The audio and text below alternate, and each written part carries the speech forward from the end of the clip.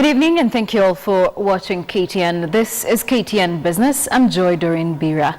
Small-scale tea farmers across the country have every reason to smile after a consignment of 39,000 metric tons of fertilizer procured by the KTDA arrived at the port of Mombasa. The consignment is part of the larger 77,000 metric tons procured by KTDA to the tune of 2.36 billion shillings.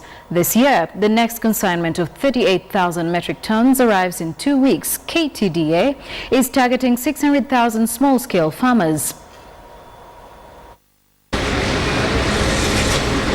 This is the first batch of the 77,000 metric tons of NPK fertilizer which Chai Trading Company, a subsidiary of KTDA, procured from Russia, valued at 2.36 billion shillings. This fertilizer is of the best quality, the tea fertilizer, which is NPK 2655, and we believe when it arrives and with the rains that you've seen today, we believe the crop is going to improve substantially. This coming ahead of the short rains expected later in the year across various tea growing zones in the country.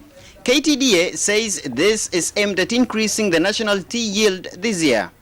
Last year, the government issued a 442 million shillings subsidy for all fertilizer imports in a move that saw the retail prices drop by 231 shillings for every 50 kilograms bag.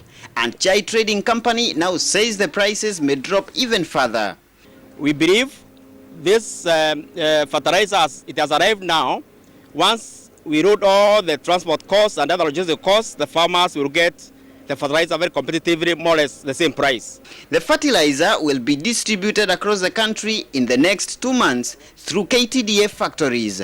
Fertilizer basically improves the yield of our tea, and therefore, if you apply fertilizer in good time, you expect a better yield, and that's what we are asking our farmers to do as soon as they get the fertilizer. It is every farmer's expectation to yield maximum profits from their crops, and no doubt the distribution of this fertilizer here to farmers across the country will bring into fruition the dreams of many tea farmers. Muremi Mwangi, KTN, Mombasa.